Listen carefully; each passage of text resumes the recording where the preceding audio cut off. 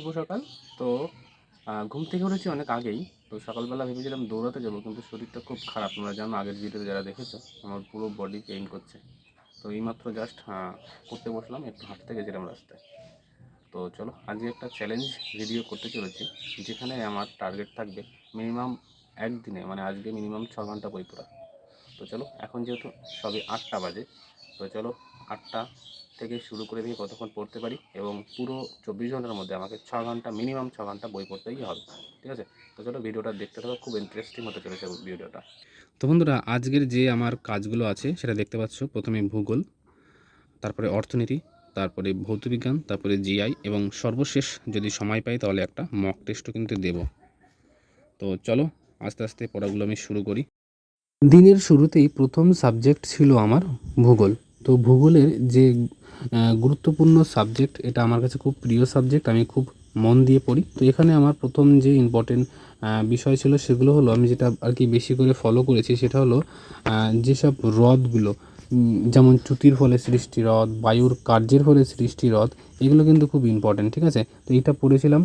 ভূগোলের আরও কিছু সমুদ্র, তারপরে পর্বতশৃঙ্গ, এগুলো কিন্তু পড়েছিলাম। তো তারপরের আমার পরবর্তী যে সাবজেক্ট ছিল সেটা হলো ভারতের অর্থনীতি।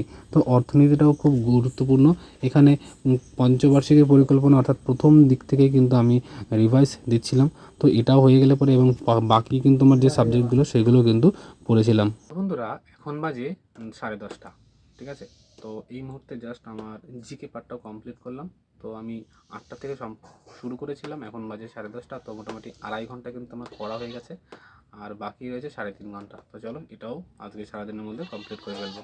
তো বন্ধুরা, এইমাত্র জাস্ট খাওয়া দাওয়া করে উঠলাম, আর বাবা বলছে যে এখন একটু মাঠে সার দেবে জমিতে, সেই কারণে একটু সার আনতে যেতে বলছে। তো আমি এখন যাচ্ছি খাওয়া দাওয়া করে বাজারে সার আনতে। তো চলো সার নিয়ে আসি, তারপরে তোমাদের সাথে আবার কথা হচ্ছে। এইমাত্র জাস্ট আমি বাজার থেকে আসলাম সার নিয়ে। তো প্রচণ্ড পরিমাণে গরম, তো এখন আর পড়তে বসবো না, একেবারে দুপুরবেলা চান টান করে পড়তে বসবো। এখন বাজে 12:30। তো মা বললো যে ওনার একটা ওষুধ আনা বাকি আছে, তো সেটা আমি আনতে যাচ্ছি হেলেঞ্চাতে। তো চলো ওষুধটা নিয়ে আসি। তারপরে ওষুধ নিয়ে আসার পর আমি বাড়ি এসে চান টান করে খাওয়া দাওয়া করে ফ্রেশ হয়ে শুয়ে পড়েছিলাম, কারণ প্রচুর টায়ার্ড ছিল। তো এখন আমি যাচ্ছি পড়াতে। চলো পড়িয়ে এসে তারপর রাতে বাকি কাজটা কমপ্লিট করছি। তো বন্ধুরা, এইমাত্র জাস্ট বাড়িতে আসলাম, তার এখন বাজে 8টা। তো ফ্রেশ হয়ে চেঞ্জ করে জাস্ট বসলাম টেবিলে। তো বাকি যে সময়টা আছে, তোমরা জানো যে আমার 2.5 ঘন্টা পড়া হয়েছিল, বাকি এখনও 3.5 ঘন্টা বাকি আছে। তো সেটাই এখন কমপ্লিট করবো, কারণ দুপুরবেলা আমি পড়ার কিন্তু সময় পাইনি।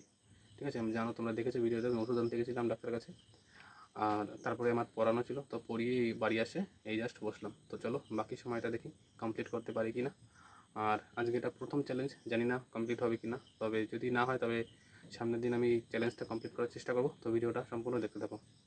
বন্ধুরা, এখন আমি কিন্তু ভৌতবিজ্ঞানটাকে পড়বো। তো ভৌতবিজ্ঞানেও আমাদের যে পড়াগুলো ছিল সেগুলো আলো, যেমন আলোর মধ্যে যে ইম্পর্টেন্ট টপিক সেটা হলো আলো কোন কোন পদার্থের মধ্যে দিয়ে চলাফেরা করতে পারে, আলোর গতিবেগ। ঠিক আছে? আলো কেমন ধরনের একটা আলো কী, ঠিক আছে, আলো কেমন ধরনের শক্তি। তো এর যে গুরুত্বপূর্ণ বিষয়, এটা কিন্তু ভালো করে মন দিয়ে কিন্তু পড়তে হয়, এর মধ্যে দিয়ে কিন্তু অনেক কোশ্চেন কিন্তু আসে।